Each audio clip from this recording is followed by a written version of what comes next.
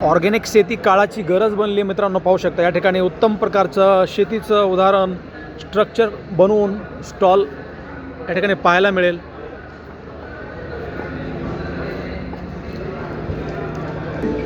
Organic पद्धतीची शेती आणि शेतीचं उदाहरण आपण सरांकडून थोडी सविस्तर माहिती घेऊया। सर, काय शेतकरी बांधवांच्या सेवेमध्ये आणले तुम्ही?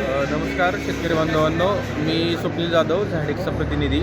सगळ्यात महत्त्वाचं म्हणजे 2026 कृषकमध्ये आज आपण झाडेक्सच्या माध्यमातून सर्वांना सांगू इच्छितो की आपण ऑर्गॅनिक फार्मिंगकडे जो कल आहे आत्ता दिवसेंदिवस वाढत चाललेला आहे। काही त्याचे म्हणजे लोकांच्या मनात शंका कुशंका होत्या, पण त्या देखील आता कव्हर होत आली।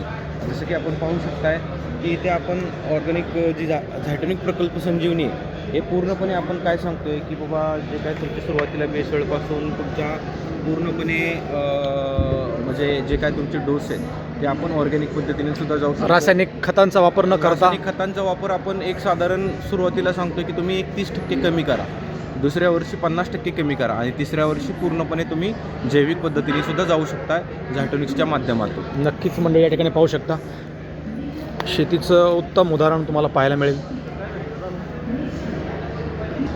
याच्याविषयी आपण सविस्तर थोडीशी माहिती घेऊयात। सर, काय विषय याचा?